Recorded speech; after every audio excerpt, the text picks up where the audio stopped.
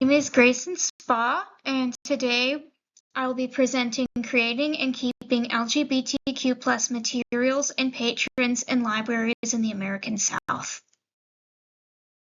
With any study, it's important to look at the background and the history of the topic that you're writing about. And in this case, I've noticed that despite past progress, LGBTQ plus rights in the US are facing renewed political opposition. Librarians and other civic workers are increasingly concerned about how to maintain safe, inclusive, and representative spaces for all patrons, including LGBTQ plus individuals. And a lot of this is happening in the American South, which is where I'm currently located, and that's part of why this topic is interesting and why I'm proposing research on it. Examine past strategies and gather current insights from the LGBTQ plus community to improve safety and diversity in American libraries. The goal is to enhance library environments for LGBTQ plus patrons of all ages by informing inclusive practices with both historical context and present-day perspective. So that means I'm going to be looking at information from the past and information from the present by speaking with LGBTQ plus patrons and library employees, and anyone else to whom those definitions may be applicable. The study is to enhance safe spaces in libraries that already exist, as well as creating new ones, and in this case, specifically for the LGBTQ plus community. And this is, again, important because of the current political climate. Any type of research, we're going to have some questions, and these are the questions that I'm going to be asking in my own research. How do LGBTQ plus patrons and librarians perceive the current inclusivity and safety of their library environments? What strategies have librarians used historically and currently to maintain inclusive spaces, and what lessons can be drawn from them? How have LGBTQ plus inclusive programs and materials been reduced or removed from public libraries in various U.S. states in the past 5 years? And is there a correlation between political shifts and changes in LGBTQ plus representation in libraries? Quite a bit of information on this topic, especially within past 5 years. So there's a lot of stuff that I was able to read and review for this proposal, including, information about ongoing political tensions in the U.S. For example, in Alabama, a Don't Say Gay bill was passed, banning LGBTQ plus topics in K-5 education and restricting gender-affirming care for minors. And I think there are bills like this in other states as well. In Kentucky, at the Daviess County Library Board, they nominated a conservative Anglican priest who is known for protesting pride events specifically. And last, but certainly not least, my current town of residence, Lafayette, Louisiana. Our parish library board is heavily influenced by conservative politics within our state and parish. Our Attorney General has targeted LGBTQ plus books specifically when it comes to book banning. When reviewing literature on this topic is that there's a focus on youth specifically. So there are programs like, literature centers throughout the country. Delta State University's Okra Out program, which is similar to other LGBTQ plus organizations in colleges of all sizes. I went to Albion College in Michigan, and our program was called LGBT Brits. Pardon me, because our mascot is Brit, the Briton.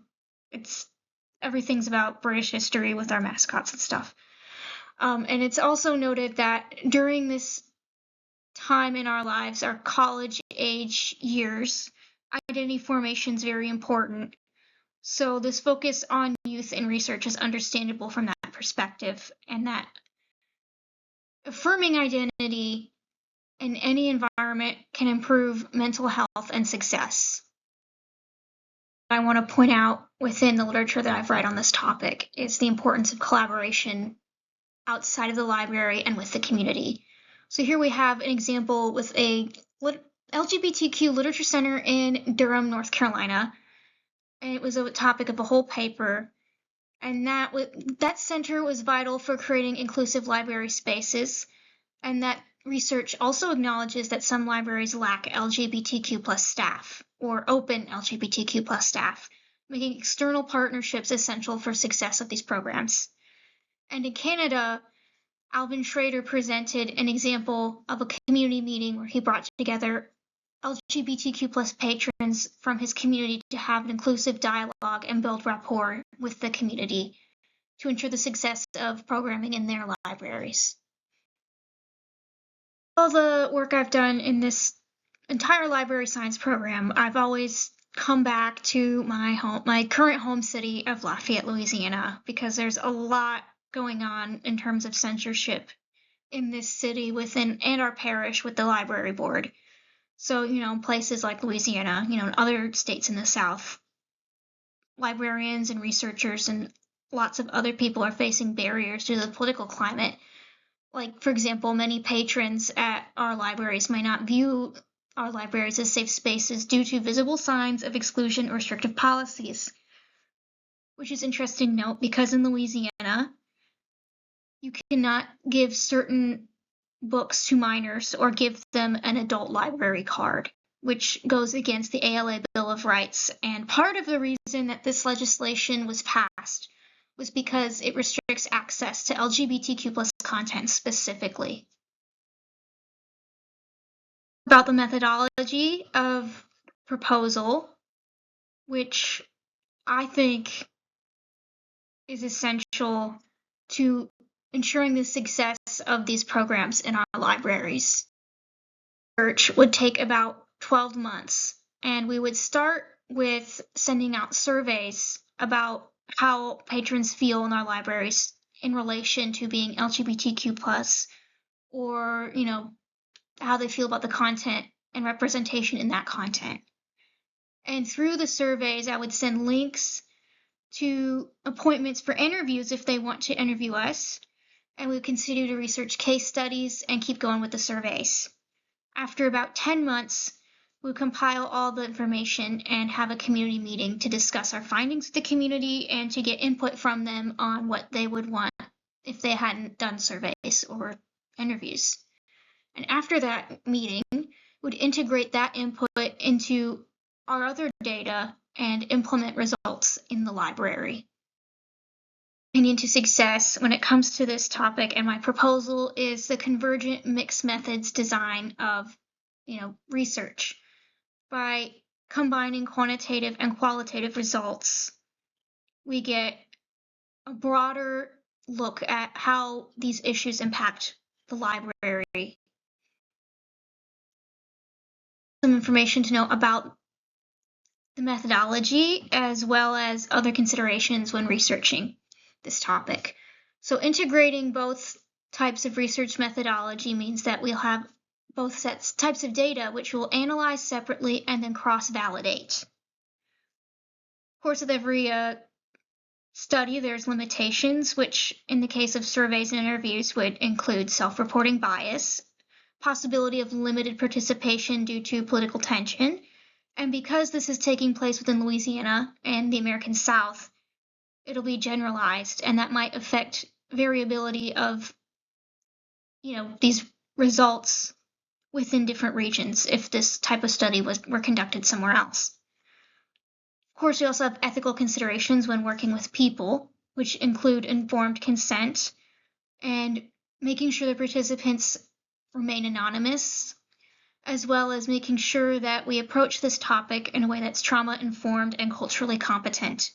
And lastly, and certainly not least, we make sure that we have an IRB or institutional review board to make sure that we are following good ethical standards throughout this research. In the expected outcomes, we hope to identify key barriers to LGBTQ plus inclusion in libraries. So hope to create a catalog of successful strategies and programs to use, as well as developing policies and program recommendations for inclusive practices within the library. The goal of this study is to develop actionable recommendations for improving LGBTQ plus representation and support in the libraries by examining both historical and contemporary practices The research will highlight successful initiatives and offer strategies for librarians to navigate the increasingly polarized political landscape. The findings will contribute to creating safer, more inclusive library spaces, ensuring that LGBTQ+ patrons continue to feel supported and represented, even in challenging environments, specifically the American South. Your consideration and taking the time to listen to my proposal. I hope that it was thought-provoking and, good. And I hope that what I brought forward today will make you consider how we can better serve LGBTQ+ patrons in our libraries.